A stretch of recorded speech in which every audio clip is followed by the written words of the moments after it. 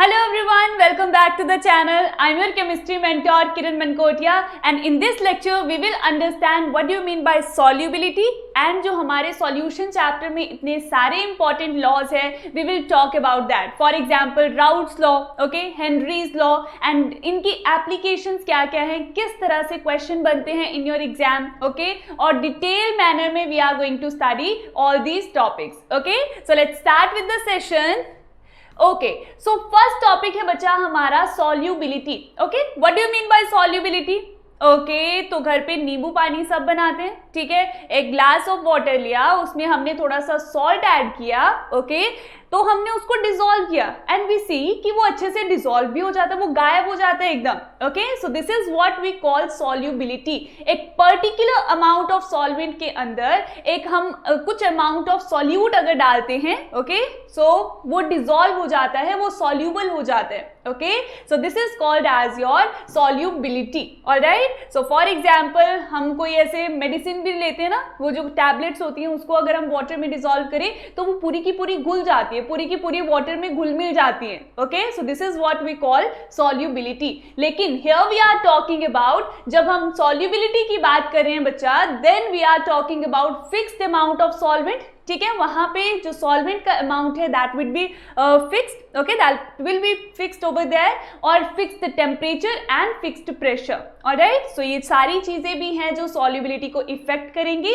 So let's see the definition first. Solubility of a substance is its maximum amount that can be dissolved in a specified amount of solvent at a specified temperature.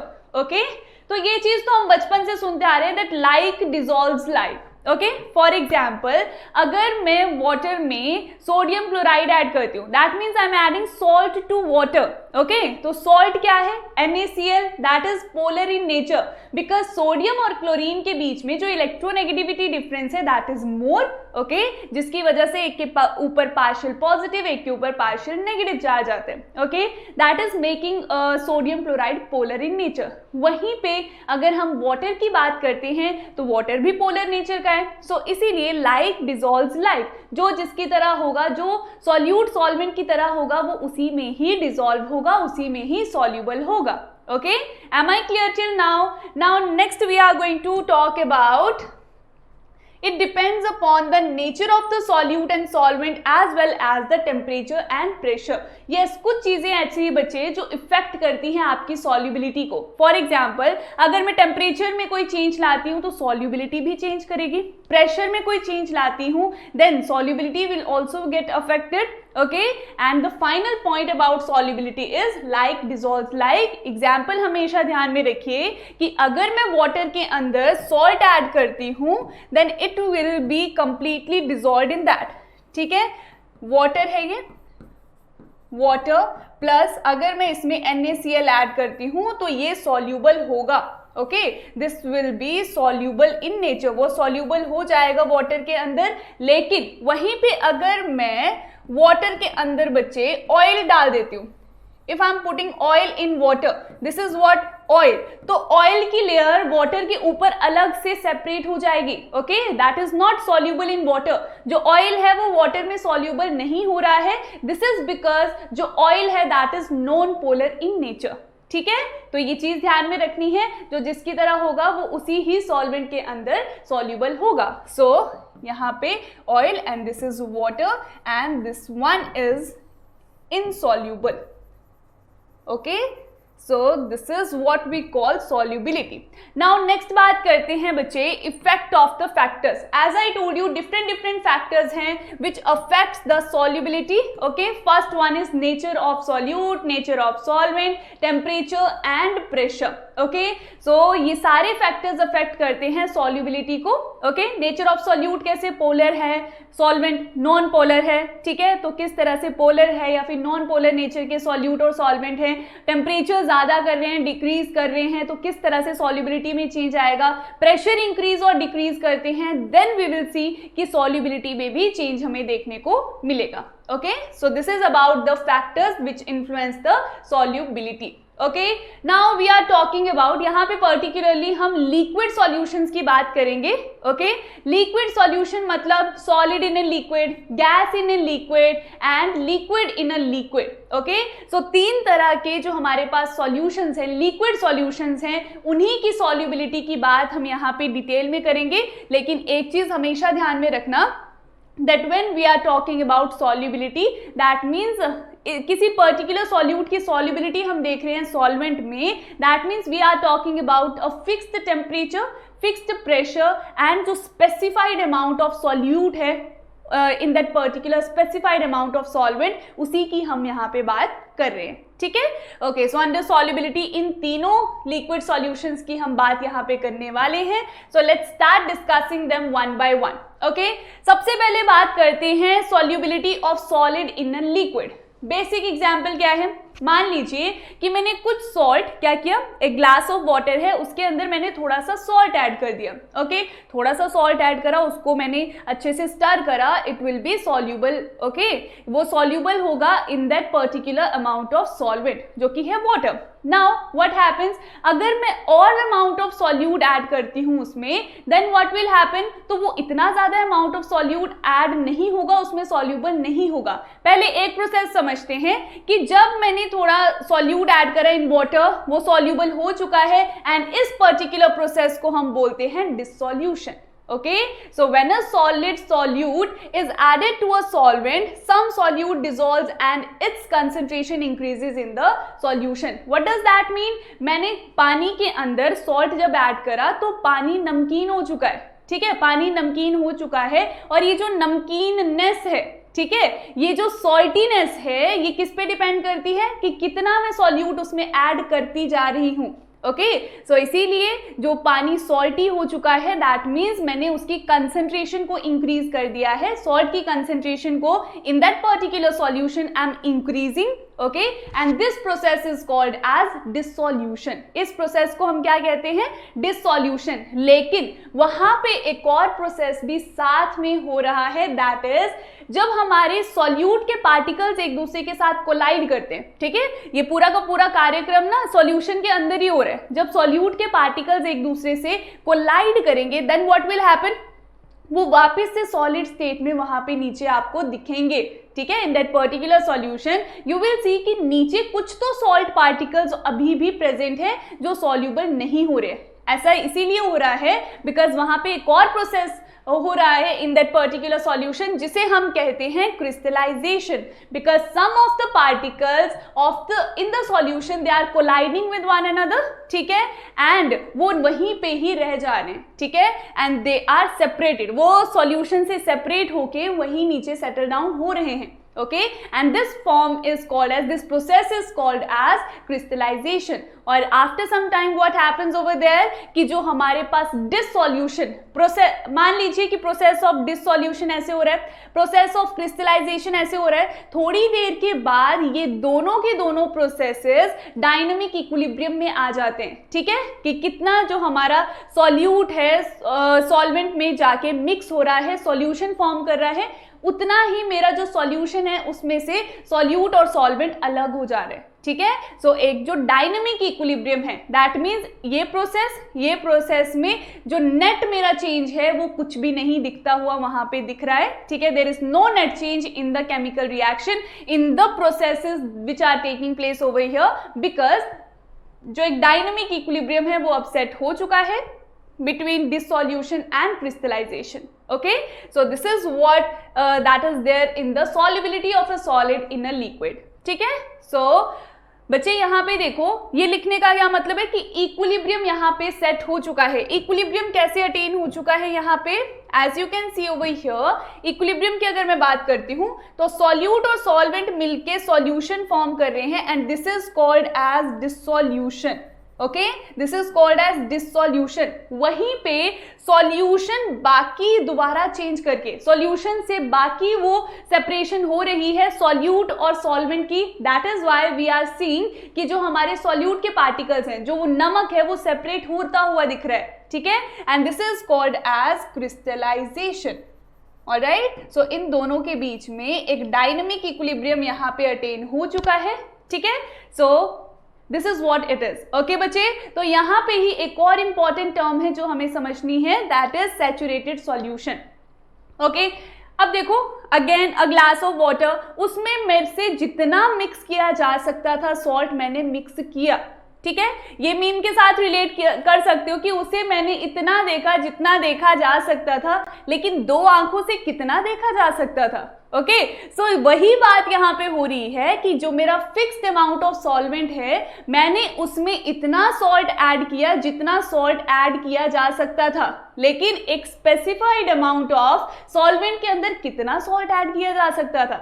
Okay, सो यही बात हो रही है हमारी saturated solution के अंदर, that no more solute can be dissolved at the same temperature and pressure. एक specified amount of solvent के अंदर जितना मैक्सिमम सॉल्यूट मैं ऐड कर सकती थी मैंने किया, लेकिन वो जो पॉइंट अटेन हो गया ना कि उसके बाद अब फर्दर मेरे पास सॉल्यूट उसमें डिसॉल्व नहीं हो सकता है, उस पॉइंट को हम बोलते हैं सैचुरेशन पॉइंट। अपनी लाइफ में भी हम यूज करते हैं ना कि यार मेरा सैचुरेशन पॉइंट आ चुका है पढ़ने का, ठीक है, कि अब मैं और नहीं पढ़ सकता। जब हम 4-5 घंटे लगातार पढ़ लेते हैं तो अब मेरा सैचुरेशन पॉइंट अटेन हो चुका है, अब इसके बाद मैं तो नहीं पढ़ पा रहा। Okay, so this is called as saturation point, that no more solute can be dissolved in that specified amount of solvent. Okay, so ये हो गई बात हमारे सॉल्यूट इन सॉल्वेंट की। Now next we are going to talk about the effect of temperature. Solid को जब हम liquid में डिसॉल्व करते हैं तो टेम्परेचर का क्या इफेक्ट होता है। तो यहाँ पे बच्चे जो ली चैटलियर प्रिंसिपल है that is going to work. Le Chatelier principle कैसे, ये अगेन आपको क्लास 11th में थोड़ा सा जाना पड़ेगा। क्लास 11th में हमने क्या पढ़ा था, इन चैप्टर इक्विलिब्रियम। इक्विलिब्रियम में हमने पढ़ा था कि अगर कोई हमारा सिस्टम है इक्विलिब्रियम में, ओके, और कुछ फैक्टर ऐसे हैं जो उस इक्विलिब्रियम को अफेक्ट करते हैं, तो मान लीजिए कि मैंने टेम्परेचर चेंज किया और मैंने टेम्परेचर इस तरह से चेंज किया कि मैंने उसको इंक्रीज कर दिया। ओके, एक मेरा सिस्टम था इन इक्विलिब्रियम, मैंने उस टेम्परेचर को इंक्रीज कर दिया, देन ऑब्वियसली जो मेरा सिस्टम है इक्विलिब्रियम में उसके ऊपर कोई ना कोई इफेक्ट जरूर पड़ेगा, ठीक है। तो वो सिस्टम अब क्या करेगा कि मैं इस तरह से शिफ्ट हूं, इस तरह से डायरेक्शन में जाऊं कि जहां पे ये जो इंक्रीज्ड टेम्परेचर का इफेक्ट है ये नलिफाई हो सके। नलिफाई मतलब ये कैंसल आउट हो सके कि मैं एक न्यू इक्विलिब्रियम वहां पे अटेन कर लूं। ओके, सो ये चीज समझने वाली है यहाँ पे। ली चैटलियर प्रिंसिपल इतना ही बोलता है कि अगर कोई फैक्टर इक्विलिब्रियम को अफेक्ट कर रहा है और उसमें हम चेंज ला रहे हैं तो इक्विलिब्रियम इस तरह से शिफ्ट होगा कि वो जो हमारा इफेक्ट है, वो जो हमारा चेंज है, वो उसके साथ नेग्लेक्ट हो सके और system should attain a new equilibrium. Okay, so this is what about Lee Chatelier principal. और ली चैटलियर प्रिंसिपल में यहाँ पे ध्यान से सुनना है कि अगर मेरा डिससॉल्यूशन का प्रोसेस है एंडोथर्मिक, डिससॉल्यूशन का प्रोसेस दोबारा से समझेंगे, what do you mean by dissolution का प्रोसेस। सो डिससॉल्यूशन का मतलब है बच्चे दैट जो सॉल्यूट है प्लस सॉल्वेंट है that is giving you solution। ये जो मेरा प्रोसेस है if that is endothermic, endothermic मतलब यहाँ पे जो डेल्टा H की वैल्यू है that is positive, ठीक है। अगर यहाँ पे डेल्टा H की वैल्यू पॉजिटिव है तो जो मेरी सॉल्युबिलिटी होगी उस पर्टिकुलर सब्सटेंस की that will increase with rise in temperature. वो इंक्रीज क्यों करेगी, आप खुद सोचो कि अगर मैं टेम्परेचर इंक्रीज करूंगी, ठीक है, तो मेरा जो प्रोसेस है वो इस डायरेक्शन में जाएगा जहां पे temperature is decreasing. Okay, temperature क्या कर रहा है, जहां पे डिक्रीज कर रहा है। Alright, is it clear to everyone or not. ठीक है बच्चा, सो जैसे जैसे मैं टेम्परेचर इंक्रीज करूंगी जो मेरी सॉल्युबिलिटी है that is also going to increase. Alright, solubility क्या करेगी, वो इंक्रीज करेगी because rise in temperature, rise in temperature मतलब एनर्जी में ज्यादा दे रही हूं। ओके, तो ज्यादा एनर्जी अगर मैं देती हूं तो ये प्रोसेस इस डायरेक्शन में मूव करेगा कि जो मेरी इंक्रीज्ड टेम्परेचर है वो कहीं यूज हो जाए। और देखो कि अगर मैं फॉरवर्ड डायरेक्शन में रिएक्शन को देखती हूं, solute plus solvent that is giving solution, तो ये है मेरा एंडोथर्मिक, इसको चाहिए एनर्जी। तो जो मैं टेम्परेचर इंक्रीज कर रही हूं सारी की सारी एनर्जी यहाँ पे ये यूज कर सकता है और ये बैलेंस आउट हो सकता है। ओके सो इसीलिए अगर डिसॉल्यूशन का प्रोसेस है एंडोथर्मिक, देन जो मेरा टेम्परेचर इंक्रीज अगर मैं करती हूं तो सॉल्युबिलिटी भी इंक्रीज करेगी। लेकिन बिल्कुल इसका अपोजिट हो जाएगा अगर जो मेरा डिसॉल्यूशन का प्रोसेस है दैट इज एक्सोथर्मिक। ओके मान लो कि डिसॉल्यूशन का प्रोसेस है एक्सोथर्मिक। अब क्या हो रहा है कि जो मेरा सॉल्यूट है प्लस सॉल्वेंट है, जब ये सॉल्यूशन मुझे दे रहे हैं, then this process is having delta H value that is equal to negative. अब ये एक्सोथर्मिक है तो उस केस में सॉल्युबिलिटी डिक्रीज करेगी अगर मैं टेम्परेचर को इंक्रीज करती हूं। ऐसा क्यों? टेम्परेचर मैंने इंक्रीज किया तो आप खुद सोचो क्या ये फॉरवर्ड जो प्रोसेस है मेरा ये हो पाएगा? नहीं, क्योंकि टेम्परेचर भी इंक्रीज कर रही हूं, यहां पे भी एनर्जी रिलीज कर रही है, तो जितनी ज्यादा एनर्जी रिलीज करेगी, अब देखो ज्यादा एनर्जी रिलीज कर रही है, ये बैलेंस तो कर नहीं रहा है कुछ भी, ultimately it is giving larger amount of energy. तो इसीलिए अगर मैं टेम्परेचर को अब यहाँ पे इंक्रीज करती हूं तो ये ऐसी प्रोसेस में जाएगा, ऐसी डायरेक्शन में जाएगा जहां पे जो मेरा डेल्टा एच की वैल्यू है दैट इज पॉजिटिव। ओके जहां पे ये जो इंक्रीज्ड टेम्परेचर है यूज हो सके, तो यहां पे इस पर्टिकुलर प्रोसेस में सेकंड कंडीशन में जहां पे डिसॉल्यूशन का प्रोसेस है एक्सोथर्मिक, वहां पे मेरा जो क्रिस्टलाइजेशन का प्रोसेस होगा दैट विल टेक प्लेस अगर टेम्परेचर को मैं इंक्रीज करती हूँ। Okay so this was about the Lee Chatelier principal और क्या टेम्परेचर का इफेक्ट होता है on the solubility of solid in liquid. Okay, I hope सबको clear है इतना। Now next we are going to talk about pressure. अब देखो बच्चों, pressure जो हमारी प्रॉपर्टी है ना that is seen in case of gases. Okay यहाँ तो हम solubility of solid in liquid की बात कर रहे हैं, तो यहाँ पे तो गैसेस जो हमारा पार्शियल प्रेशर है या फिर सिंपली प्रेशर है उसका कोई लेना देना नहीं है, बिकॉज जो लिक्विड है जो सॉलिड है दैट आर इनकम्प्रेसिबल। इनकम्प्रेसिबल होते हैं ये इन नेचर, उनको कंप्रेस नहीं किया जा सकता है, तो प्रेशर क्या करता है? कंप्रेस करता है। ठीक है, so that is why in case of solubility of solid in liquid जो हमारा प्रेशर का इफेक्ट होता है that is not seen. Okay, it is not significant. Alright, so ये चीज आपको पता होनी चाहिए। Now next is solubility of a gas in a liquid. अब देखो दूसरी तरह के लिक्विड सॉल्यूशन की हम बात कर रहे हैं, gas in a liquid. Very very famous example है आपका dissolved oxygen. Okay dissolved oxygen in water. ये जो सारी की सारी हमारी एक्वेटिक लाइफ होती है ये किस तरह से सरवाइव कर रही है? जो डिजॉल्व्ड ऑक्सीजन होती है वाटर के अंदर। ओके और ये नहीं समझना है कि सिर्फ हमारा सॉलिड सॉल्यूट ही लिक्विड के अंदर डिजॉल्व हो सकता है। जब अगर आपको फर्स्ट सेशन याद होगा ऑफ दिस पर्टिकुलर चैप्टर जहां पे हमने बहुत सारी कंसेंट्रेशन टर्म्स की बात करी थी, we talked about types of solution, तो वहां पे हमने देखा था कि हमारे पास लिक्विड सॉल्यूशन भी बहुत सारे होते हैं। Liquid solutions are of 3 types. ठीक है, तो उसमें गैस भी सॉल्यूबल होती है, सॉलिड भी सॉल्यूबल होता है and liquid is also soluble in liquid. Okay so gases भी लिक्विड में डिसॉल्व हो सकती हैं। बहुत फेमस एग्जाम्पल है आपका dissolved oxygen in water. Okay and yes जो बच्चे ये जो हमारी सॉल्युबिलिटी है गैस की in liquid that depends upon the nature of the gas, partial pressure of the gas और we can say critical temperature of the gas. ठीक है, यहाँ पे बच्चे जो क्रिटिकल टेम्परेचर है that is very very important. Okay alright, so let me tell you what do you mean by critical temperature. Okay so यहाँ पे आप देख सकते हैं hydrogen chloride gas, ammonia gas, sulphur dioxide gas ये बहुत ज्यादा सॉल्यूबल होती हैं वाटर के अंदर। लेकिन रीजन बिकॉज इनका जो क्रिटिकल टेम्परेचर है जिसको हम TC से डिनोट करते हैं that is very very high. सबसे ज्यादा तो सल्फर डाइऑक्साइड का बहुत ज्यादा है। ओके तो सल्फर डाइऑक्साइड सबसे ज्यादा इनमें से सॉल्यूबल है इन वाटर। पहले ये समझो कि क्रिटिकल टेम्परेचर क्या होता है।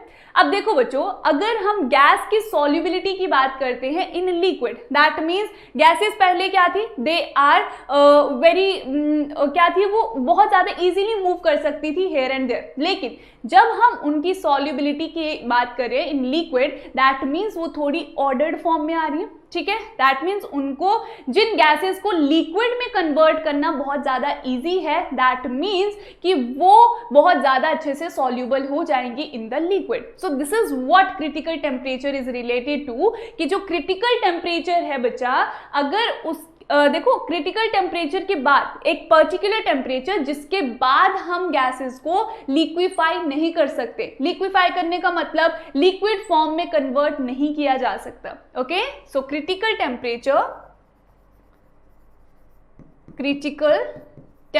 का ध्यान में रखना है. Critical temperature is the temperature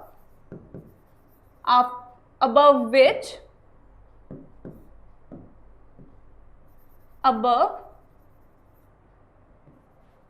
which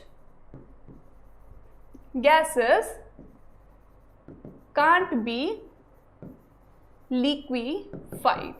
okay, उनको लिक्विड फॉर्म में नहीं कन्वर्ट किया जा सकता. ओके, तो जितना ज्यादा क्रिटिकल टेम्परेचर उतना ही ज्यादा वहां उनकी सॉल्युबिलिटी होगी in that particular liquid. Okay, is it clear to everyone?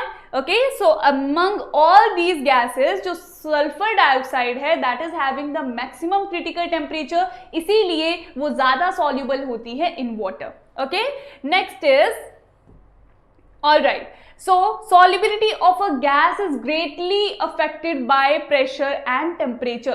देखो टेम्परेचर तो हर किसी चीज को अफेक्ट करता है, लेकिन यहाँ पे since we are dealing with the gases, तो यहाँ पे प्रेशर का भी बहुत इंपॉर्टेंट रोल है. ओके, प्रेशर इंक्रीज और डिक्रीज करेंगे तो solubility of a gas in liquid भी अफेक्ट होगी. Okay, so let's see how it will be affected. Yes, so सबसे पहले बात करते हैं बच्चे प्रेशर की. ठीक है, solubility of a gas increases with increase in pressure. Pressure जैसे जैसे इंक्रीज करेंगे जो सॉल्युबिलिटी है वो भी इंक्रीज करेगी. ये तो बहुत ही कॉमन है, कॉमन सेंस का क्वेश्चन है और कॉमन सेंस वाली बात है. बिकॉज अब देखो बच्चों, एक कंटेनर में एग्जाम्पल लेते हैं. ठीक है, we are having a container. Okay, उसको मैंने एक फ्रिक्शनलेस पिस्टन के साथ अटैच कर दिया. ओके, ध्यान से सुनना है. This blue one is your gas. ये क्या है सारा का सारा? ये गैस के मॉलिक्यूल्स हैं. ओके, गैस के पार्टिकल्स हैं and this one is the liquid. Alright, now what is happening, अगर मैं इसके ऊपर यहाँ पे वेट रख देती हूँ, मान लो कि मैंने W2 वेट रख दिया यहाँ पे. ठीक है, so ultimately what am I doing, I am increasing the pressure. मैं प्रेशर अप्लाई कर रही हूँ ऊपर से नीचे की तरफ. Okay, then what will happen, ये जो हमारे गैस के पार्टिकल्स हैं ये क्या होंगे बच्चे, ये पास आ जाएंगे. ओके, पास आ जाएंगे तो हमारे पास एक लिक्विड भी तो प्रेजेंट है. ओके, सो जितने पास ये आ जाएंगे देन ये जो सॉल्युबिलिटी है that is going to increase. Okay, so ये आप देखो यहाँ पे कि जैसे जैसे मैं प्रेशर यहाँ पे अप्लाई करती जाऊंगी then the solubility of the particular gas in the liquid is going to increase. Alright, so look over here that with the increase of weight on the piston, solubility of a gas increases because weight increase करने का क्या purpose है? That we are increasing the pressure. We are pushing that gas towards the liquid ताकि वो soluble हो सके, ताकि बहुत ज़्यादा उसकी solubility increase कर सके. Okay, so next is assume this system to be in a state of dynamic equilibrium, that is under the condition of such pressure and temperature, rate of gaseous molecule entering and leaving the solution phase is the same. Yes, so what is happening over here, हमने pressure apply किया. ठीक है, तो जो हमारे gas के particles हैं they are dissolving, they are getting dissolved in liquid. Okay, और सेम टाइम पे जो मेरे डिसॉल्व्ड थे गैसेस के particles in the liquid they are leaving the liquid. Okay, तो ये जो दोनों के दोनों प्रोसेसेस हैं ये डायनेमिक इक्विलिब्रियम में. ओके, डायनेमिक इक्विलिब्रियम का मतलब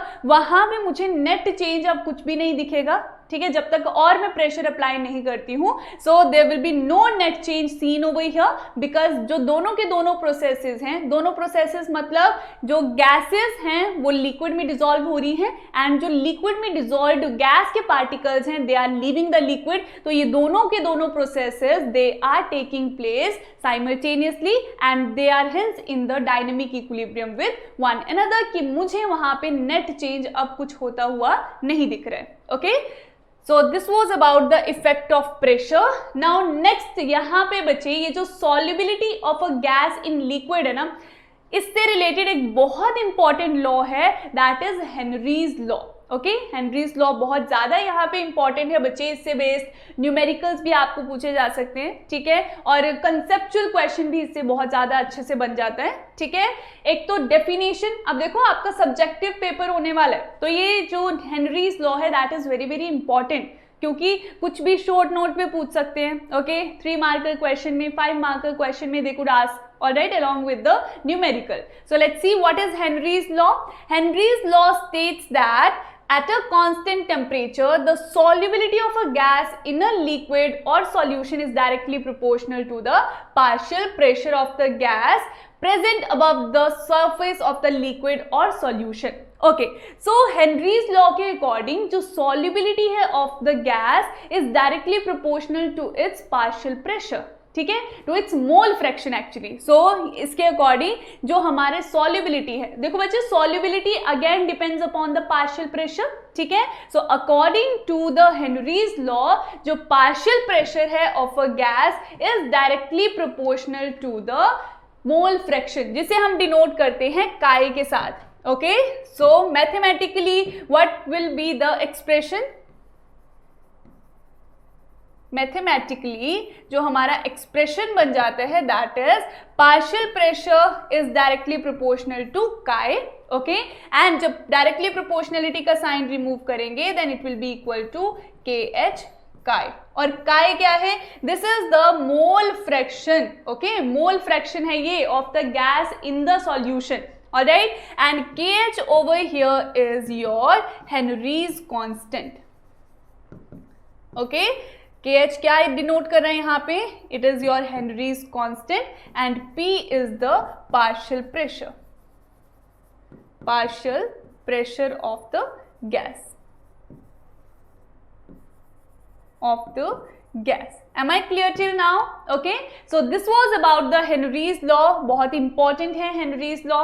Okay, and next we are going to talk about graph. अब देखो बच्चे, अगर हम ग्राफ एक प्लॉट करते हैं between partial pressure and mole fraction, हमें पता है डायरेक्टली प्रोपोर्शनल है, ठीक है. तो जैसे जैसे पार्शियल प्रेशर किसी पर्टिकुलर गैस का इंक्रीज करेगा, दैट मीन्स जो हमारा मोल फ्रैक्शन है that is also going to increase. Okay, and hence the solubility is also going to increase.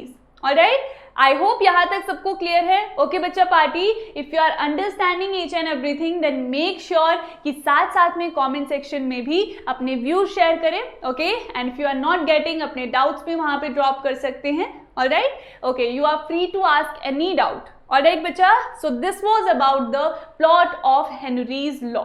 Alright, okay, so next हम बात करने वाले हैं solubility of a gas in liquid Henry's law में जो इसकी एप्लीकेशंस है. ओके, सो एप्लीकेशंस क्या हैं, सबसे पहली तो ये KH की वैल्यू, हेनरीज कांस्टेंट की value for oxygen increase with increase in temperature. Okay, लेकिन सॉल्युबिलिटी जो होती है that is going to decrease with increase in temperature. ऐसा क्यों, देखो it was seen that experimentally it was seen that कि जो हमारी हेनरीज कांस्टेंट की वैल्यू है वो ऑक्सीजन के लिए ज्यादा होती है, ठीक है. The value of oxygen, the value of Henry's constant for oxygen increases with increase in temperature. लेकिन यहाँ पे solubility क्या करती है, decrease with increase in temperature. So ये जो relation है ये आपको याद आएगा aquatic life के साथ, ये आपको relate करना है aquatic life के साथ कि जो aquatic life है, aquatic animals होते हैं, they prefer cold water over hot water. ठीक है, क्योंकि कोल्ड वाटर के अंदर आप ये देखो बच्चों कि कोल्ड वाटर टेम्परेचर कम है, that means solubility of oxygen will be high. According to this statement what is happening over here कि अगर हम बात करते हैं एक्वेटिक लाइफ की, तो जो हमारे पास एक्वेटिक एनिमल्स होते हैं they prefer cold water over hot water, क्योंकि कोल्ड वाटर के अंदर जो डिसॉल्व्ड ऑक्सीजन की सॉल्युबिलिटी होगी that would be more. Okay, so yes, P is equal to KH chi that we have seen according to Henry's law.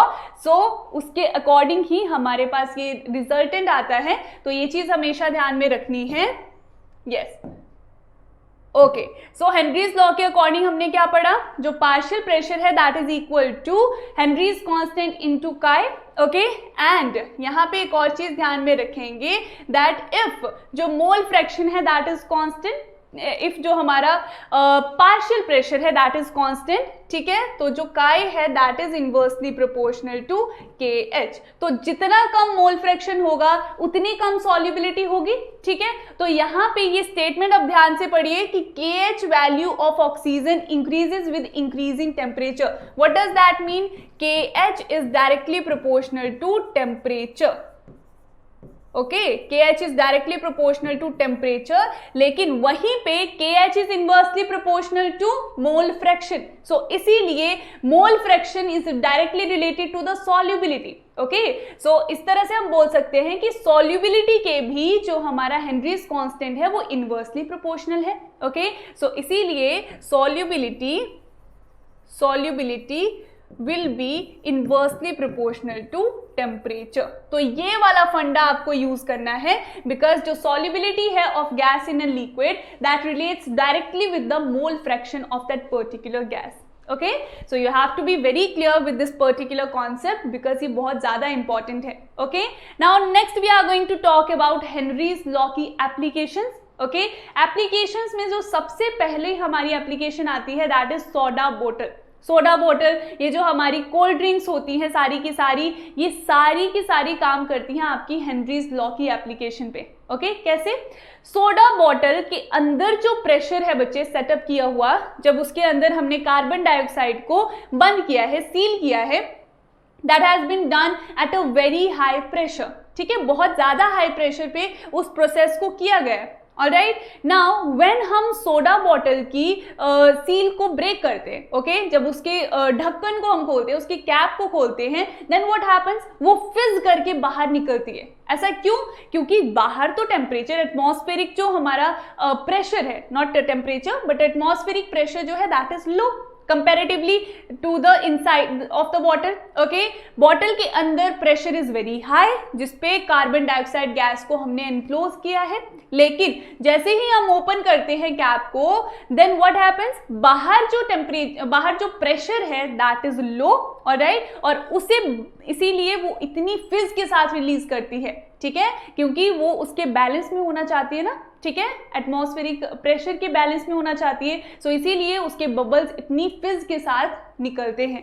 ठीक है, so such bottles are sealed at high pressure and when opened, then what happens, gets released out of it as the pressure is decreased. Okay, तो pressure उसको level पे करना पड़ता है, that is why जो इतनी फिज के साथ उसके बबल्स बाहर आते हैं. ठीक है, okay, so next we are going to talk about the अगली एप्लीकेशन, जो कि है हमारी स्कूबा डाइवर्स. आपने देखा बच्चे, जो ओशन के अंदर डाइव करके जाते हैं, ठीक है, ओशन के अंदर की लाइफ को बहुत पास से ऑब्जर्व करने के लिए, उसको एक्सपीरियंस करने के लिए.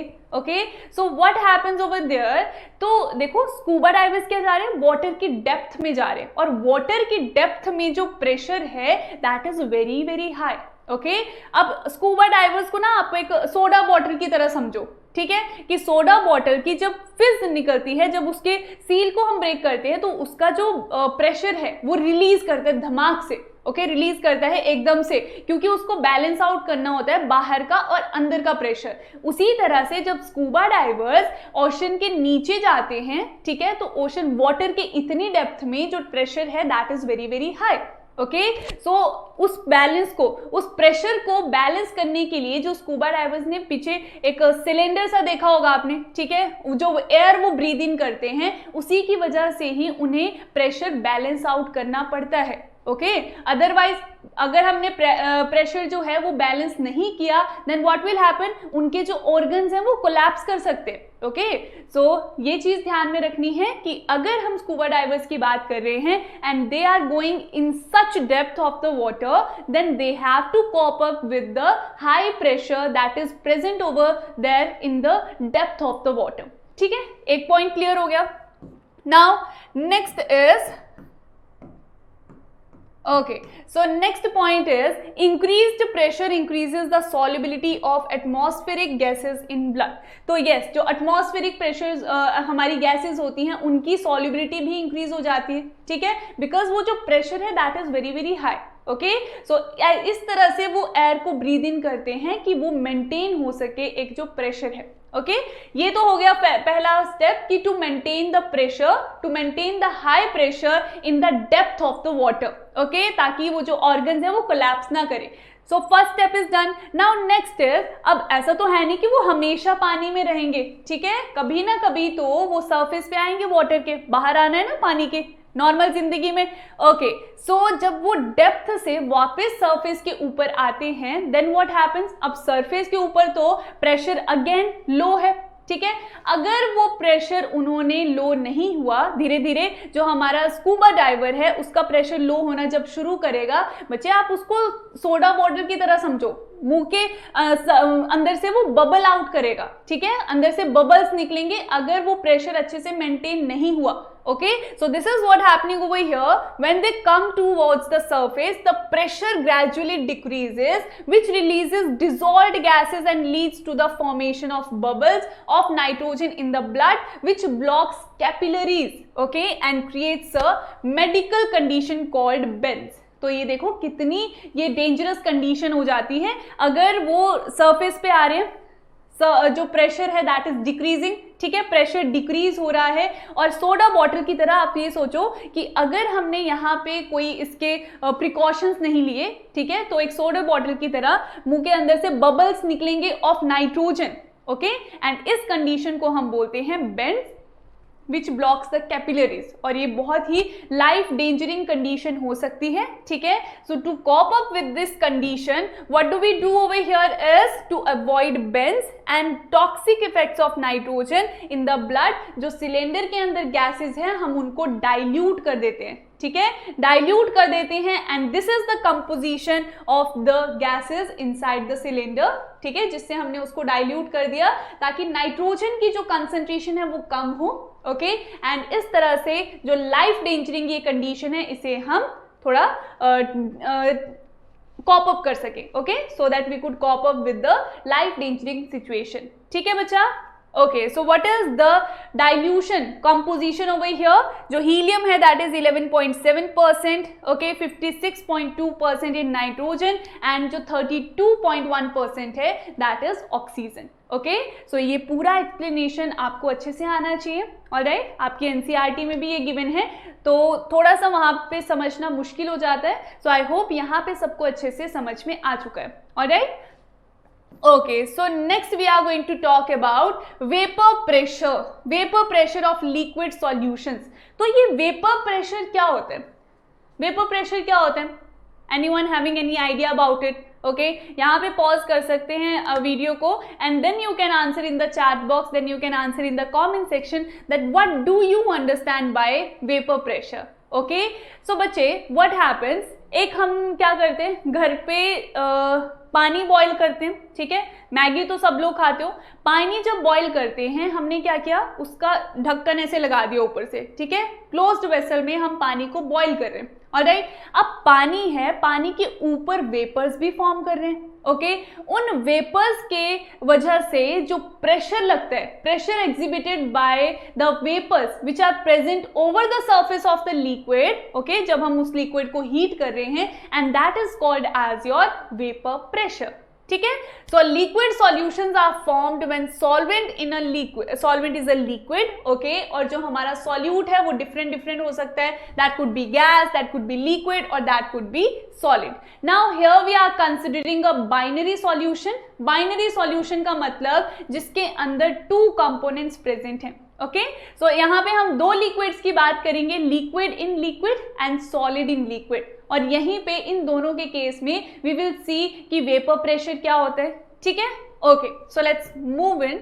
ओके सो बच्चे नेक्स्ट है vapour pressure. So as I told you vapour pressure is the pressure that is exhibited by vapours which are present over the surface of the liquid. Okay and it is known as vapor pressure. So let's take one example over here. ठीक है okay तो ये चीज ध्यान में रखनी है कि जब जब हम वेपर प्रेशर की बात करेंगे that means we are talking about the closed vessel, ठीक है, क्लोज्ड वेसल की हम वहां पे बात कर रहे हैं. So when we are heating water in a closed vessel, when a liquid is heated the surface molecules gets vaporised first. Okay so ये चीज समझते हैं. दिस इज अ वेसल, ठीक है, मैंने क्या किया, एक ढक्कन यहाँ पे लगा दिया, इसका लिड लगा दिया यहाँ पे, and here water is present, ठीक है. Now what am I doing, I M heating this water. Okay, heat जब मैंने किया तो ये वेपर में कन्वर्ट होना शुरू हुआ, ठीक है. Now this particles are applying, this particles are having some pressure, okay, they are exhibiting some pressure, और जिसकी वजह से ही जो मेरा पार्शियल प्रेशर है, पार्शियल वेपर प्रेशर है, वो देखने को मिलता है, ठीक है. So vapour pressure is always seen in a closed vessel. Alright, clear to everyone? Now here we have considering two components. हमने यहाँ पे दो components लिए हैं. Accordingly we will see कि जो दूसरा component है वो liquid है या फिर solid है. Alright, so both the components vaporize and equilibrium is established between vapor phase and liquid phase. तो बच्चे क्या हो रहा है यहाँ पे, एक प्रोसेस हो रहा है वेपराइजेशन का, ठीक है. एक प्रोसेस क्या हो रहा है, first process is of vaporisation, and जो मेरा सेकेंड प्रोसेस है that is your condensation. Okay, तो अगर मैंने क्या किया, एक वेसल में पानी लिया, ठीक है, इन अ क्लोज्ड लिड, पानी क्या हो रहा है, वेपर्स में कन्वर्ट हो रहा है, ठीक है. This is called as your evaporation कह लीजिए, वेपराइजेशन कह लीजिए, ओके. और वहीं पे थोड़े टाइम बाद क्या होगा, ये जो मेरे पार्टिकल्स हैं ये यहाँ पे क्या होंगे, they will stick over there, और वो लिक्विड में फिर से कन्वर्ट हो जाएंगे, फिर से वो यहाँ पे लिक्विड में आ जाएंगे, ठीक है. And this process is called as condensation. And after some time ये जो इवेपोरेशन का प्रोसेस है, कंडेंसेशन का प्रोसेस है, they both will be in dynamic equilibrium with one another, ठीक है. So this is what we have written over here, ठीक है बच्चा. Okay, so next we are having vapor pressure of liquid solution. Liquid solution का मतलब जहां पे solute भी लिक्विड है एंड जहां पे सॉल्वेंट भी लिक्विड है, बट यहां पे we are considering volatile liquid. अब ये वॉलेटाइल क्या होता है, ठीक है, क्वेश्चन राइज होगा, what do you mean by volatility, या फिर वॉलेटाइल सॉल्वेंट क्या होता है, या फिर वॉलेटाइल लिक्विड क्या होता है. तो बच्चे ऐसे लिक्विड्स जो वेपर फॉर्म में इजीली कन्वर्ट हो जाते हैं, ठीक है, जिनको वेपर फॉर्म में कन्वर्ट करना is very easy. For example water हो गया, is a volatile liquid, okay. ऐसे लिक्विड्स को हम कहते हैं वॉलेटाइल लिक्विड, और इसी प्रॉपर्टी को वी से volatility. Okay, so consider a binary solution of two volatile liquid. तो I hope यहाँ पे ये वर्ड अब किसी को उतना नया नहीं लग रहा होगा, ठीक है, which can be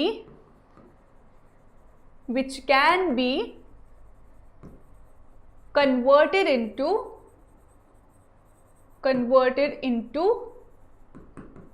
vapor form. Okay, so this is what volatile liquids means, ठीक है बच्चा. अब यहाँ पे लेट अस अज्यूम कि P1 is the partial pressure of first component and P2 is the partial pressure of the second component, ठीक है.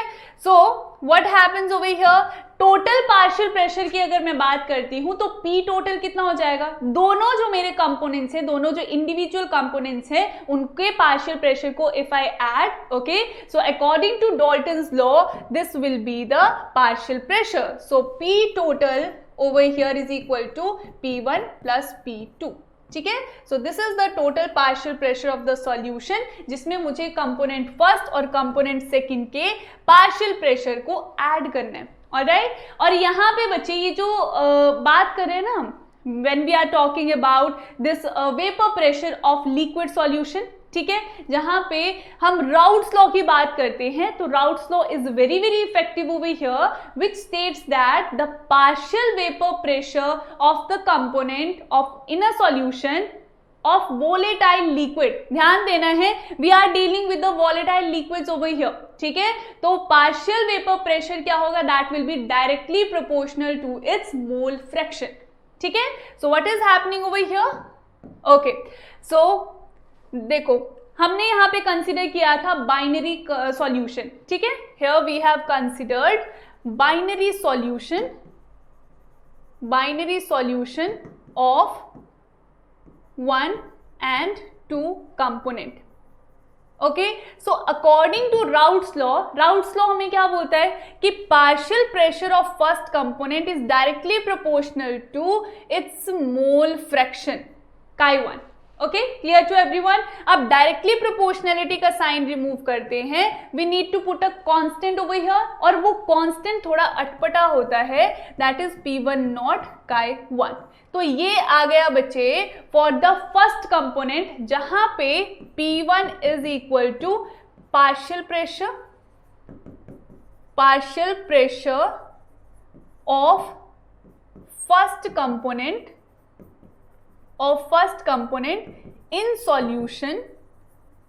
इन the solution की बात कर रही हूं, and P1 naught is the partial vapour pressure actually. So इसको इस तरह से लिखिए. Okay, so it will be, ठीक है, vapour pressure of first component in the solution, and secondly जो P1 नॉट है बच्चा, that will be your vapour pressure of first component. ध्यान से सुनना है, vapour pressure of first component in, okay, so vapour pressure of the first component in pure form. Okay, जो P1 not जहां पे आ गया ना, जहां पे नॉट ये आ जाता है बच्चे, over there you have to mention the pure state. Okay, और pure form in pure form. Okay, तो P1 नॉट, मान लो कि फर्स्ट जो कंपोनेंट है मेरा वो है सॉल्वेंट. ठीक है, तो जब मैंने वाटर मान लो मैंने सॉल्वेंट ले लिया, उसके अंदर कोई भी मैंने अभी तक सॉल्यूट ऐड नहीं किया है, तो अपनी प्योर फॉर्म में वो अभी तक उसने सॉल्यूशन फॉर्म नहीं किया है. सो P1 नॉट जो है वेपर प्रेशर उसी प्योर कंपोनेंट का वो शो करेगा. ओके, सो नॉट जहां पे आ गया, that means we are talking about the pure component. Alright, और इसी तरह से अगर मैं सेकंड कंपोनेंट की बात करती हूं तो P2 is directly proportional to chi2. ठीक है, विच इंप्लाइज यहां पे भी P2 is the partial pressure of the second component in solution is equal to P2 not, that is vapor pressure of the pure component, okay, and into chi2. So this is for the second component. Alright, so these all are the, ये जो P है हमारे, they are representing the vapor pressure, okay, and chi1 chi2 are representing the mole fraction of first and second component. Alright, तो ये है हमारा complete Raoult's law.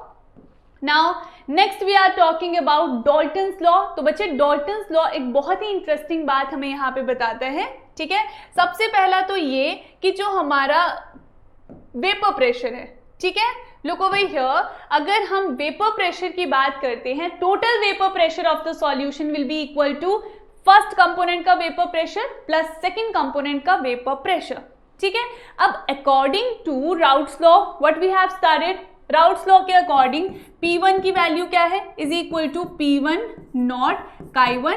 Okay, and जो P2 की वैल्यू है that is equal to P2 not chi2. अब equation 1 क्या imply करती है इसके according, that P total is equal to P1 not chi1 plus P2 not chi2.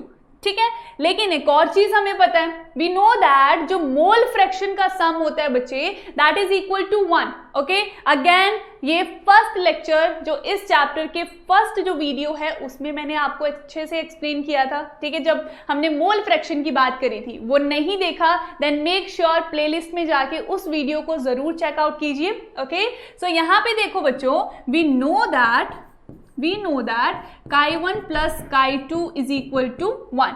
Okay, और इसकी जगह what we can put, that chi1 is equal to 1 minus chi2. तो ये इक्वेशन क्या बन जाएगी, look over here, P total is equal to P1 not, chi1 की जगह I can put 1 minus chi2. Okay, 1 minus chi2 plus P2 not chi2. कोई मैंने यहाँ पे बड़ी डिफिकल्ट सी मैथमेटिक्स नहीं फॉलो करी है. ठीक है, बहुत ही ज़्यादा मैंने कोई फॉर्मूला नहीं अप्लाई करा है यहाँ पे, बहुत इजी है. Okay, so next what we are going to do over here, P total is equal to, multiply कर दीजिए अंदर, so it will be P1 not minus P1 not chi 2, alright, and plus P2 not chi 2. Alright बच्चा, now P total will be equal to P1 not minus P x2. अब देखो बच्चों chi 2 यहाँ पे common है, I can take it outside the bracket, so minus chi 2 और यहाँ पे आ जाएगा P1 not plus P2 not. ठीक है, क्लियर टू एवरीवन। अब यहाँ पे इंटरेस्टिंग बात ये है कि ये जो P टोटल है, जो मेरा टोटल पार्शियल प्रेशर है of the solution, that is depending upon the mole fraction of just one component. यहाँ पे आपको कहीं पे भी chi1 दिख रहा है नहीं, ठीक है, दो it depends upon the partial pressure of both the components. ठीक है, जो टोटल पार्शियल प्रेशर है वो दोनों के दोनों कंपोनेंट्स के पार्शियल प्रेशर और we can say vapour pressure पे डिपेंड करता है। लेकिन अब यहाँ पे देखो फाइनल एक्सप्रेशन में that it is depending upon the mole fraction of just one component. Okay, so it is very very interesting that total partial pressure, total partial pressure of the solution depends on the mole fraction one component। Okay, so ये किसी एक component की मोल fraction पे ही depend कर रहा है। Alright, am I clear till now? I hope I am. Okay, so this was about the Dalton's law. Next है बच्चे आपका एक important plot, okay, that is related to your Raoult's law of partial pressure. ठीक है, तो Raoult's law of partial pressure के according we are having a plot between vapour pressure and mole fraction. यहाँ पे देखो साफ साफ हमें पता चल रहा है, सबसे पहली चीज तो आपको ये क्लियर होनी चाहिए बच्चे, Pt is equal to P1 plus P2। ठीक है, और ये जो मोल फ्रैक्शन है that is directly proportional to vapour pressure, partial pressure. Okay, so when x1 is equal to 1 that means जो फर्स्ट कंपोनेंट का मेरा जो मोल फ्रैक्शन है वो मैक्सिमम है 1 एंड मिनिमम है 0। ओके, तो जब मिनिमम है तो मेरा पार्शियल प्रेशर भी 0 है। Okay, clear to everyone? जब मेरा mole fraction of first component is equal to 0 that means ये मिनिमम जब होगा तो मेरा जो सेकेंड कंपोनेंट का पार्शियल प्रेशर होगा, सेकेंड कंपोनेंट का जो मोल फ्रैक्शन होगा that is maximum. Okay, so second component का ही जो मेरा मैक्सिमम पार्शियल प्रेशर कितना होगा, P2 नॉट। ओके, ये चीज ध्यान में रखनी है बच्चे। देखो when x1 is equal to 0 first component का मेरा मिनिमम वैल्यू है of mole fraction, then at that particular point जो उसका मोल पार्शियल प्रेशर होगा that is also equal to 0। Okay, लेकिन उसी पे अगर मैं बात करती हूँ सेकेंड कंपोनेंट की, जब सेकेंड कंपोनेंट का मैक्सिमम वैल्यू होगी मोल फ्रैक्शन की दैट इज इक्वल टू 1, तो उस पर्टिकुलर मोल फ्रैक्शन पे जो उसके पार्शियल प्रेशर की मैक्सिमम वैल्यू है that is P2 not. Okay, clear to everyone? Same इसी तरह से आ जाओ लेफ्ट हैंड साइड पे। लेफ्ट हैंड साइड पे हमने देखा कि फर्स्ट कंपोनेंट के मोल फ्रैक्शन की वैल्यू अगर मैक्सिमम है 1, okay, then at that particular point जो हमारे पास उसका पार्शियल प्रेशर होगा that will be equal to P1 not. Okay, so ये चीज हमेशा ध्यान में रखेंगे that P total can not be equal to 0। ये कभी भी 0 के इक्वल नहीं होगा। जब ये मिनिमम होगा this will be maximum, when P2 will be minimum तो P1 will be maximum. Okay, so Pt can never be equal to 0, ये 0 के कभी इक्वल नहीं होगा। ठीक है, so this you have to consider. Alright, so this was about the Raoult's law. Raoult's law का plot हमने डिस्कस कर लिया है। Next we are going to talk about Raoult's law as a special case of Henry's law. देखो बच्चे, Henrys law में हमने क्या पढ़ा कि जो मोल फ्रैक्शन, जो पार्शियल प्रेशर है that is directly proportional to the mole fraction. ठीक है, लेकिन डायरेक्टली प्रोपोर्शनलिटी का साइन रिमूव करने के बाद we need to put a constant, that is Henry's constant. Same concept अगर मैं अप्लाई करती हूँ राउट्स लॉ के साथ, राउट्स लॉ में हमने पढ़ा कि जो हमारा पार्शियल प्रेशर है that is directly proportional to what, directly proportional to what, that is directly proportional to mole fraction. Okay, partial pressure is directly proportional to mole fraction, लेकिन जो राउट्स लॉ के केस में हमारा constant आ जाता है बच्चे, that is P1 not. Okay, let me write this thing. Okay, so Henry's law बोलता है, हेनरीज लॉ के अकॉर्डिंग जो पार्शियल प्रेशर है that is directly proportional to chi, ठीक है, मोल फ्रैक्शन के, which implies partial pressure is equal to KH Henry's constant into chi. तो ये है मेरा फाइनल हेनरीज लॉ का एक्सप्रेशन। वहीं पे राउट्स लॉ की बात करते हैं। राउट्स लॉ क्या बोलता है कि जो पार्शियल प्रेशर है of the component is directly proportional to that component's mole fraction. Clear to everyone? तो वहीं पे अगर मैंने डायरेक्टली प्रोपोर्शनलिटी का साइन रिमूव करा, then over here P1 not chi, that means ये जो हमारा कांस्टेंट है ओवर हियर, यहाँ पे बच्चे, अब देखो मैं क्यों कह रही हूँ कि Raoult's law as a special case of Henry's law, because Raoult's law के केस में जो हमारी KH की वैल्यू है that is equal to P1 not. बस इतनी सी बात है, ठीक है, that in case of Raoult's law जो KH की वैल्यू है over here that is equal to P1 not. तो इसीलिए इसको स्पेशल केस की तरह कंसिडर हम कर सकते हैं, ठीक है। So this was about this particular topic. Now next we are going to talk about vapor pressure of solutions of solid in liquid. बहुत इंटरेस्टिंग ये टॉपिक है, ठीक है। नाउ यहाँ पे सबसे पहले आपको सिनेरियो समझना पड़ेगा कि अगर किसी लिक्विड के अंदर हम कोई सॉलिड सॉल्यूट ऐड करते हैं then what happens. Okay, so the pressure exerted by the vapour molecules of a liquid when they are in equilibrium with the liquid of a given temperature is called as vapor pressure, ठीक है। vapor pressure हमने समझ लिया है, alright, of the liquid at that temperature. Now here we are going to talk about 3 conditions. सबसे पहले हम यहाँ पे 3 कंडीशन की बात करने वाले हैं। First one is pure solvent. मान लीजिए कि मैंने यहाँ पे प्योर सॉल्वेंट ले लिया है, ठीक है। प्योर सॉल्वेंट मतलब यहाँ पे मान लो आई हैव कंसिडर्ड वाटर, ठीक है। इसका मैंने यहाँ पे लिड लगा दिया, इसको मैंने क्लोज कर दिया, आई एम हीटिंग, ओके, इसको मैं हीट कर रही हूँ, देन ओनली वेपर यहाँ पे फॉर्म करेंगे, ठीक है। अब बच्चे जो वेपर फॉर्म कर रहे हैं, सबसे पहले कौन से लिक्विड के ऐसा पार्टिकल्स हैं जो वेपर में कन्वर्ट हो रहे हैं? They are the surface particle. जो सरफेस के ऊपर पार्टिकल्स हैं सबसे पहले वही तो वेपर में कन्वर्ट होंगे, ठीक है। Clear to everyone? अब ये जो सरफेस के पार्टिकल्स हैं ये सारे के सारे प्योर सॉल्वेंट के पार्टिकल्स हैं, बिकॉज अभी मैंने इसको सॉल्यूशन फॉर्म नहीं किया है, सारा का सारा ये प्योर वाटर है और वाटर के ही मॉलिक्यूल्स इसके अंदर सब जगह प्रेजेंट है, चाहे वो सरफेस हो, बल्क हो। लेकिन what am I doing right now, यहाँ पे मैंने क्या किया, मैंने एक सॉल्यूशन फॉर्म कर दिया। अब सॉल्यूशन कब फॉर्म होता है? जब एक लिक्विड के अंदर, इस वाटर के अंदर मैंने एक वॉलेटाइल सॉल्यूट ऐड कर दिया। मान लो कि पहले नॉन वॉलेटाइल सॉल्यूट इसमें ऐड मैंने कर दिया, ठीक है। अब मैं इसको क्या करती हूं, मैं इसको हीट करती हूं और ध्यान देना है दिस इज द सॉल्यूशन। ये सॉल्यूशन मैंने फॉर्म किया है यहाँ पे।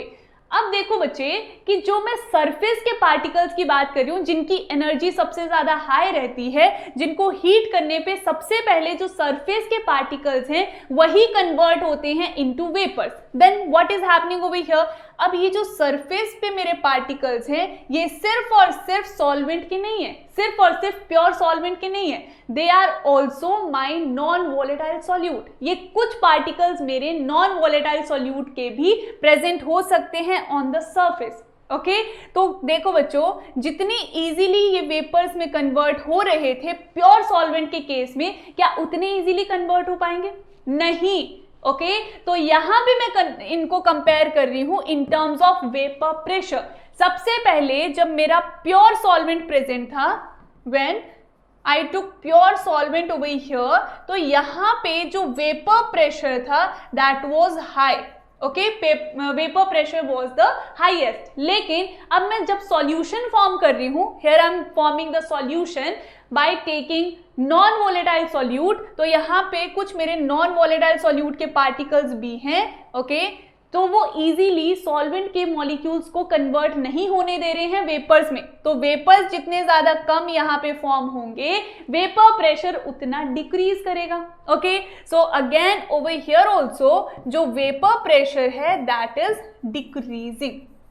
डिक्रीज क्यों कर रहा है? क्योंकि सरफेस के ऊपर अब मेरे कुछ सॉल्यूट के पार्टिकल्स भी प्रेजेंट है। दैट डजंट मैटर कि वो सॉल्यूट हमारा नॉन वोलेटाइल है या फिर वोलेटाइल है, ठीक है। तो यही बात ध्यान रखने वाली है कि सॉल्यूट कोई भी ऐड कर दीजिए प्योर सॉल्वेंट के अंदर, वेदर इट इज वोलेटाइल और नॉन वोलेटाइल, या वो इजीली कन्वर्ट हो पा रहा है वेपर में, इजीली कन्वर्ट नहीं हो पा रहा है वेपर में, लेकिन तब भी वहां पे जो वेपर प्रेशर में डिक्रीज है that will be seen. Okay, so over here चाहे आप देखो नॉन वोलेटाइल सॉल्यूट या फिर और वोलेटाइल सॉल्यूट ऐड कर दीजिए, देन ऑल्सो जो मेरा वेपर प्रेशर है प्योर सॉल्वेंट के साथ अगर कंपेयर करती हूं तो वो डिक्रीज ही करेगा हमेशा, ठीक है।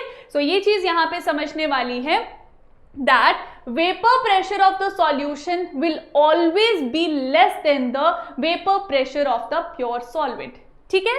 So vapor pressure of the liquid is measured by barometer, ठीक है, बैरोमीट्रिक मेथड से हम मेजर करते हैं। ऑलराइट बच्चा, so this was just the method. Next हम बात करने वाले हैं वेपर प्रेशर की ही, और वेपर प्रेशर में हमने क्या देखा that the solution, in solution some of the non-volatile solute molecules occupies the surface of the solution, therefore the fraction of the surface covered by the solvent molecules gets reduced, जो कि हमने अभी बात करी, ठीक है। तो जब हमारा प्योर लिक्विड है, प्योर सॉल्वेंट है, when we are having pure solvent, सारे के सारे surface पे जो particles हैं they are of solvent, okay, pure solvent के हैं, वो इजीली वेपर फॉर्म में कन्वर्ट हो जाते हैं। So vapour pressure is high, okay. जब हम इसे हीट करेंगे then vapour pressure will be high because बहुत सारे वेपर्स में कन्वर्ट हो जा रहे हैं, ठीक है। सरफेस के पार्टिकल्स की एनर्जी बहुत ज्यादा है। वहीं पे अगर मैं यहाँ पे सॉल्यूशन फॉर्म कर देती हूँ, मैंने क्या करा, आई प्रिपेयर्ड द सॉल्यूशन। सॉल्यूशन चाहे किसी भी सॉल्यूट के साथ प्रिपेयर कर लीजिए, वोलेटाइल या फिर नॉन वोलेटाइल, उसको जब मैं हीट करती हूं तो यहाँ पे वेपर्स कम अब फॉर्म होंगे बिकॉज अब जो मेरे सरफेस के पार्टिकल्स हैं बच्चे, उसके अंदर सॉल्वेंट पार्टिकल्स भी प्रेजेंट हैं, ओके, उसके अंदर सॉल्वेंट पार्टिकल्स भी प्रेजेंट है एंड उसके अंदर सॉल्यूट के पार्टिकल्स भी प्रेजेंट है। तो उतने फ्रीली मेरे सॉल्वेंट के जो पार्टिकल्स हैं वो वेपर में नहीं कन्वर्ट हो पा रहे हैं, ठीक है। दैट इज व्हाई यहाँ पे हमें वेपर प्रेशर में डिक्रीज देखने को मिलेगा, ठीक है। So this thing you have to be very very clear with, because जो ये आगे चीजें हम कॉलिगेटिव प्रॉपर्टी जब पढ़ेंगे बच्चे, वहां पे ये चीजें बहुत ज्यादा मैटर करती हैं, बहुत ज्यादा इंपॉर्टेंट है according to your colligative property topic, okay. So very very important concept it is. All right, so next is vapor pressure of the solution is always less than the vapor pressure of the pure solvent, और ये diagrammatically भी यहाँ पे आप देख सकते हैं, ठीक है बच्चा। that what is happening over here, यहाँ पे प्योर सॉल्वेंट था, बहुत सारे वेपर्स यहाँ पे फॉर्म हो रहे थे, लेकिन जैसे ही मैंने सॉल्वेंट के अंदर सॉल्यूट ऐड किया, वेपर की जो मात्रा है वो कन्वर्ट हो गई बिकॉज सरफेस के ऊपर अब सॉल्यूट के पार्टिकल्स भी प्रेजेंट है, ओके, जो साथ में अब सॉल्वेंट के पार्टिकल्स उतने फ्रीली चेंज नहीं, कन्वर्ट नहीं हो पा रहे into vapour form, okay. So that is why vapour pressure decreases, okay, and vapour pressure यहाँ पे हाई होता है, ठीक है बच्चा।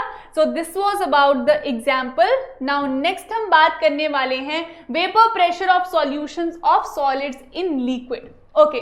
तो यहाँ पे बच्चे for any solution the partial vapour pressure of each volatile component in the solution is directly proportional to the mole fraction. Raoult's law के अकॉर्डिंग हमने ये चीज पढ़ी कि जो पार्शियल प्रेशर होता है for any component is directly proportional to its mole fraction. ठीक है, तो generalised form of Raoult's law हम कैसे लिख सकते हैं? Yes, what would be the generalized form of Raoult's law? Okay, so this is the generalized form of Raoult's law, जिसमें PI, that means जो partial pressure है of ith component is directly proportional to the mole fraction of the ith component. Okay, when directly proportionality का sign remove करेंगे, then PI not we have to put over here. ठीक है? Okay, this is your I, not 1. Actually, this is I. ठीक है बच्चा? Okay, so next is ideal and non ideal solutions. तो बच्चे ideal and non ideal solution में यही difference है, मेन डिफरेंस ये है कि जो आइडियल सॉल्यूशंस हैं they follow routes law, okay, and जो नॉन आइडियल सॉल्यूशन है वो they do not obey routes law. Okay, तो यही देखो, आइडियल मतलब जो सारे रूल्स फॉलो करता है at over a range of temperature and concentration. ठीक है, लेकिन जो नॉन आइडियल सॉल्यूशन है वो राउट्स लॉ को फॉलो नहीं करता है। ठीक है, तो ये डिफरेंस की फॉर्म में क्वेश्चन आपको आ सकता है। ठीक है, the solution which obeys Raoult's law at any concentration and temperature are called as ideal solution. तो यहाँ पे क्या होता है बच्चे, अब देखो मैं 3 तरह की आपको इंटरैक्शन की बात बताऊंगी। ठीक है, over here we will study about 3 interactions. 3 interaction की बात हम यहाँ पे करेंगे। एक है मेरे पास सॉल्यूट, मान लो सॉल्यूट है A। दूसरा है मेरे पास सॉल्वेंट, जिन्होंने ऐड होके एक फॉर्म करना है सॉल्यूशन। ठीक है, जिन्होंने ऐड होके फॉर्म करना है एक सॉल्यूशन। तो जो सॉल्यूट होगा उसमें ए टाइप की इंटरैक्शन होगी, सारी एक तरह की। अगर मेरे पास ए सॉल्यूट है देन ए टाइप की इंटरैक्शन वहां पे आई विल सी।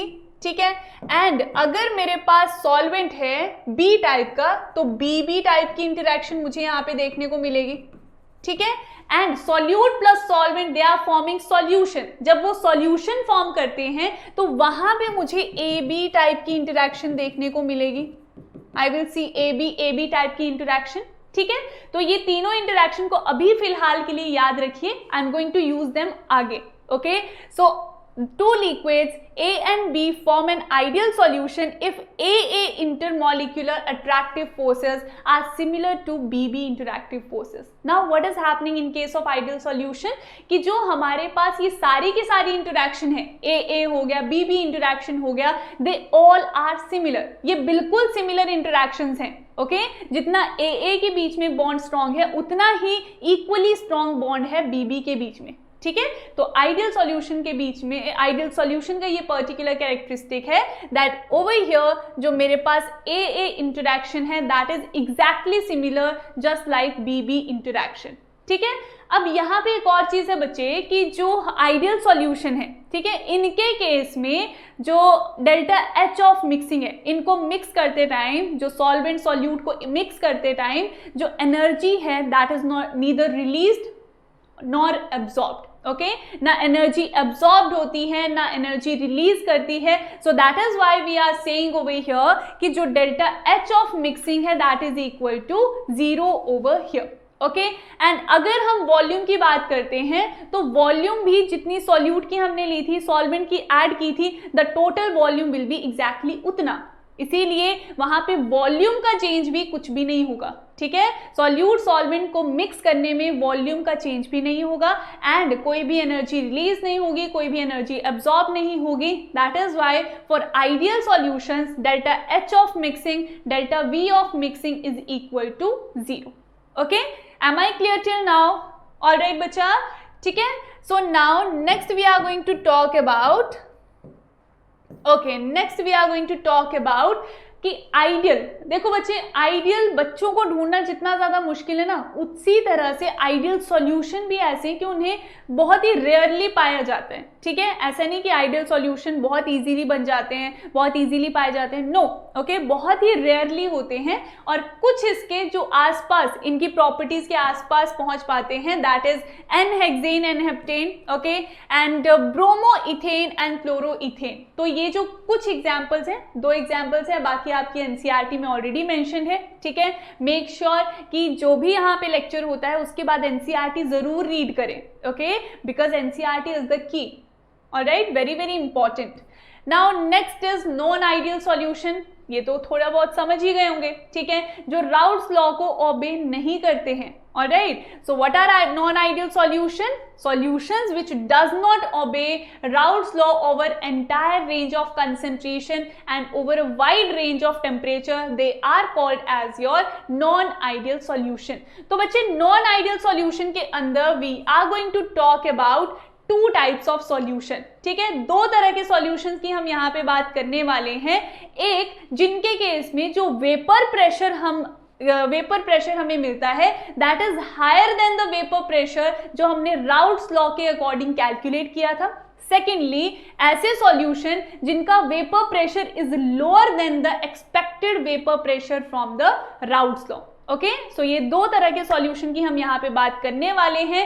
एंड अगर हम इसको आइडियल सॉल्यूशन के साथ कंपेयर करते हैं बच्चे, तो यहाँ पे जो सॉल्वेंट सॉल्यूट एंड सॉल्वेंट की जो इंटरैक्शंस होती हैं, they all are different. Okay, just like कि हमने जैसे आइडियल सॉल्यूशन के केस में पढ़ा था कि वहां पे इंटरैक्शन सेम होती है, लेकिन यहाँ पे सॉल्यूट सॉल्वेंट एंड सॉल्वेंट की जो इंटरैक्शंस होती हैं, these all are different. Okay, वो हम पढ़ेंगे दोनों के अकॉर्डिंग। ठीक है, and next is for these solutions जो डेल्टा एच ऑफ मिक्सिंग है that is also not equal to 0। यहाँ पे कोई ना कोई एनर्जी एब्जॉर्ब होती है या फिर एनर्जी रिलीज होती है। And also delta V of mixing जो चेंज ऑफ वॉल्यूम मिक्सिंग का है that is also not equal to 0। All right, okay, so non ideal solution में जैसे कि मैंने आपको बताया बच्चे, 2 तरह के सॉल्यूशंस की हम बात करेंगे। First one is the one with positive deviation from Raoult's law. Positive deviation का मतलब जहां पे हमारा vapour pressure is higher than the vapour pressure that expected from the Raoult's law. Okay, they show positive deviation from Raoult's law. अभी सिर्फ आप terms पे ध्यान दीजिए बच्चे, when I am going to explain both of these, तब आपको बहुत इजीली समझ में आ जाएगा। ठीक है, तो positive deviation from Raoult's law का मतलब कि vapour pressure is higher than expected from the Raoult's law and lower, और we can say negative deviation का मतलब कि जो वेपर प्रेशर है that is lower than predicted from the Raoult's law.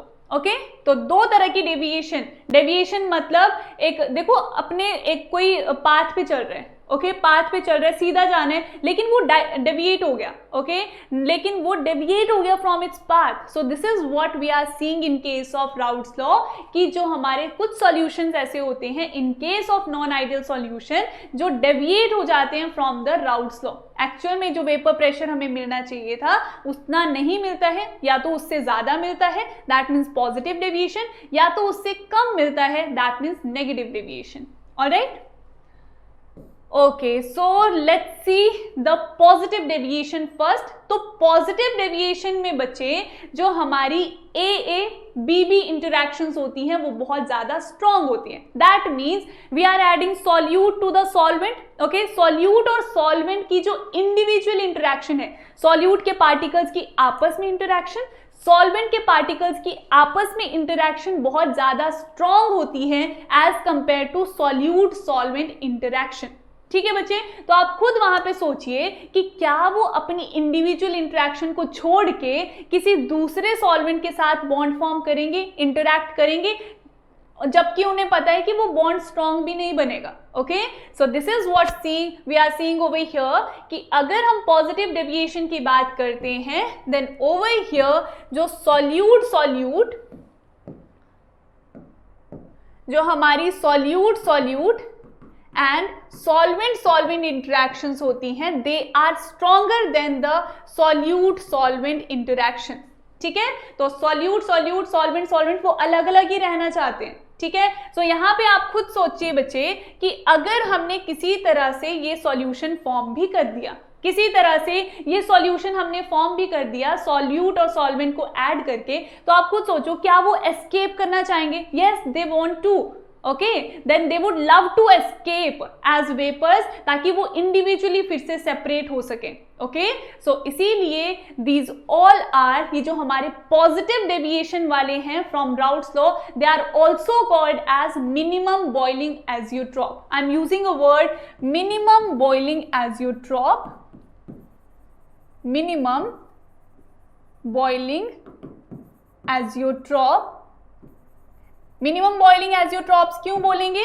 Because आप देखो इंडिविजुअली इनकी इंटरेक्शन स्ट्रॉन्ग है, दैट मीन्स इंडिविजुअली इनका बॉइलिंग पॉइंट भी ज्यादा होगा as compare to the solution, okay. So individually अगर इनका बॉइलिंग पॉइंट ज्यादा है, दैट मीन्स ये सॉल्यूशन में बॉइलिंग पॉइंट डिक्रीज हो जाएगा, ओके, एंड सॉल्यूशन कम टेम्परेचर पे अब बॉइल करेगा as compare to the individual boiling point of solute and solvent. इसीलिए दीज पॉजिटिव डेविएशन वाले जो सॉल्यूशंस हैं हमारे पास, they are also called as minimum boiling azeotropes, okay. Clear to everyone? So I hope इतना क्लियर है, तो आपको नेगेटिव डेविएशन बहुत ही इजीली समझ में आ जाएगा, ठीक है। Second point is the partial vapour pressure of each component of the solution is greater than the partial vapour pressure as expected according to Raoult's law. ये तो हमने देख लिया, ठीक है। Next is the interactions becomes weaker, hence escaping tendency also increases. अब देखो बच्चे, इंटरैक्शन क्यों वीक होती है? I am repeating it one more time, क्योंकि जो सॉल्यूशन है उसमें ए और बी की इंटरैक्शन इज वीकर, ए और बी की जो इंटरैक्शन है that is weaker than A and B B interaction, okay. तो ये इंटरैक्शन वीक होगी, देन इनको ब्रेक करना इजी है, इनको बॉइल करना इजी है, इनके बीच में जो बॉन्ड है उसको ब्रेक करना इजी है, okay.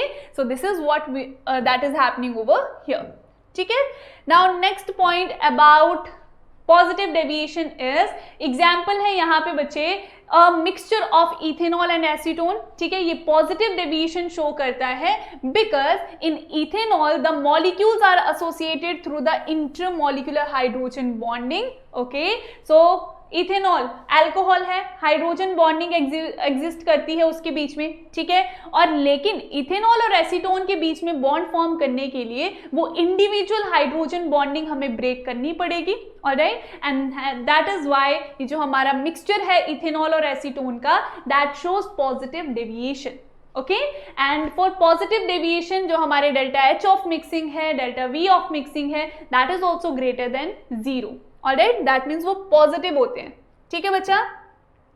And yes, they are also called as minimum boiling azeotrope, and reason you all know very well, alright बच्चा।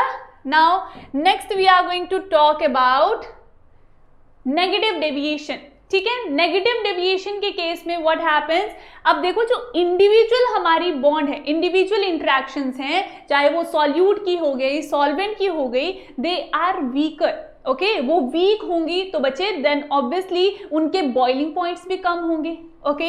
बॉइलिंग पॉइंट्स कम होंगे तो वो इजीली ब्रेक होके सॉल्यूशन फॉर्म में कन्वर्ट होना चाहेंगी, ए और बी के बीच में बॉन्ड फॉर्म होना चाहेगा, ओके, एंड ये बॉन्ड अब स्ट्रॉन्ग होगा as compare to the individual interaction between the solute solute and solvent solvent, ठीक है।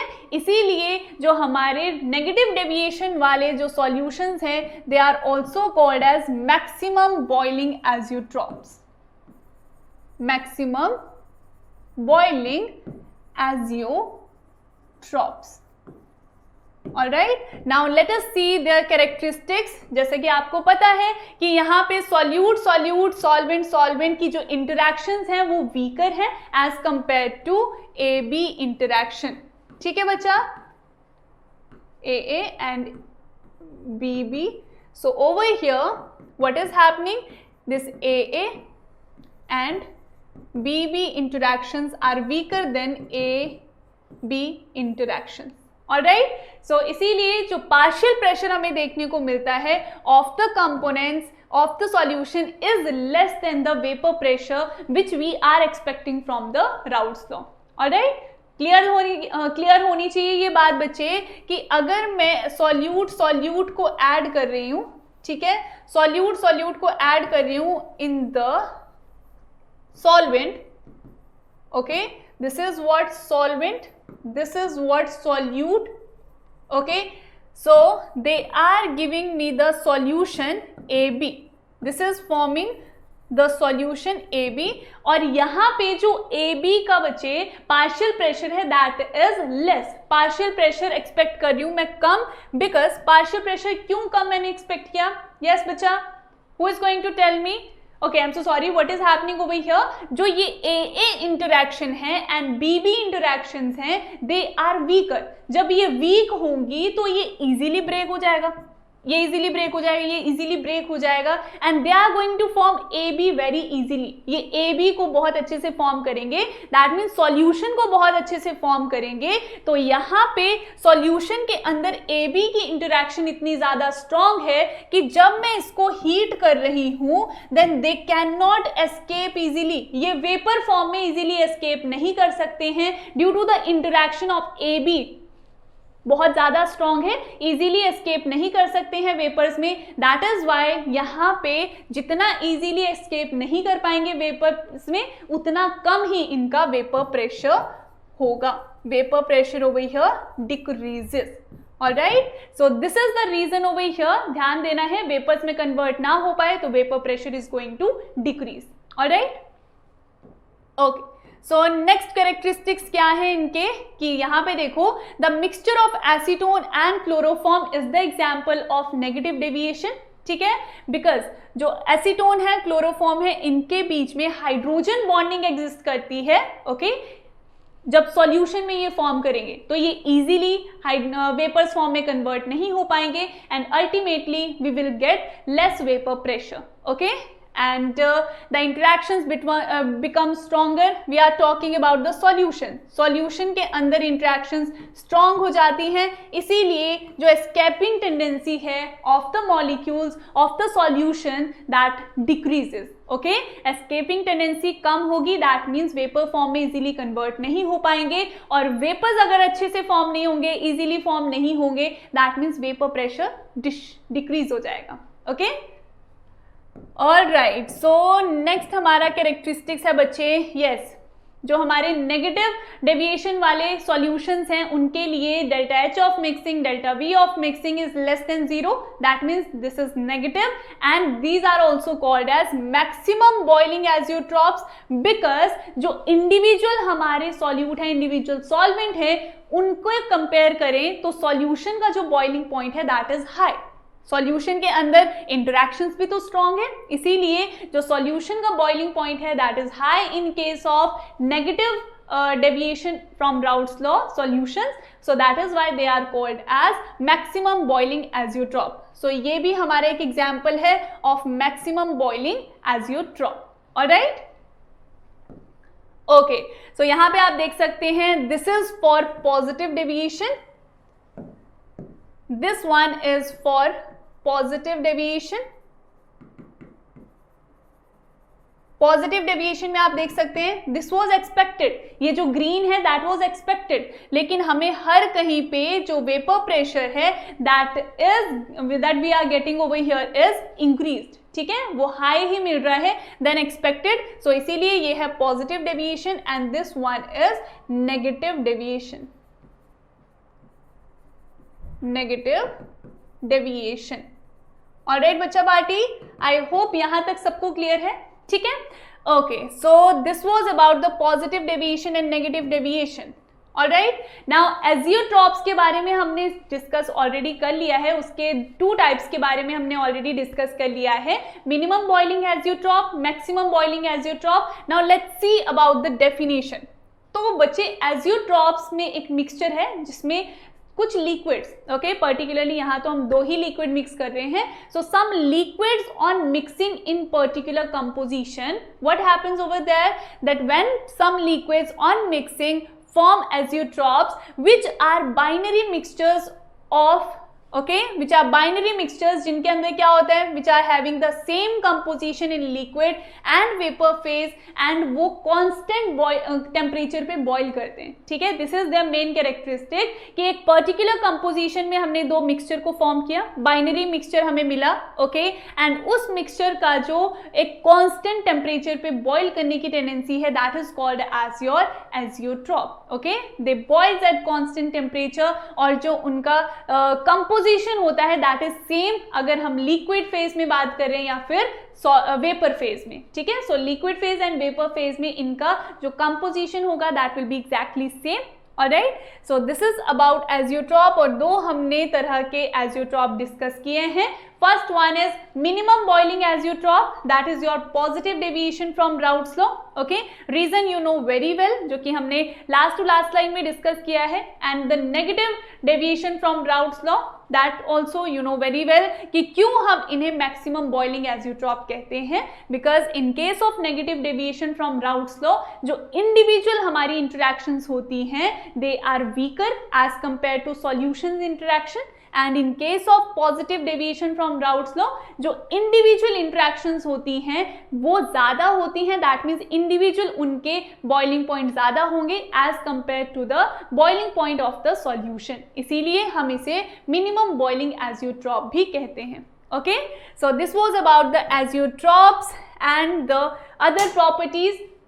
So in today's session we have discussed about solubility, okay, Henry's law, Raoult's law, and finally we discussed about deviations from Raoult's law, okay, and we discussed different examples as well, and finally we discussed about the azeotrope. Okay, so this is the complete summary of the full session. I hope you enjoyed the session, and yes, if you did, then make sure to like the session, share it with your friends, and if you are new to the channel, please subscribe to our channel and recommend it with your friends as well. Okay, thank you so much. Bye bye everyone. See you in the next session.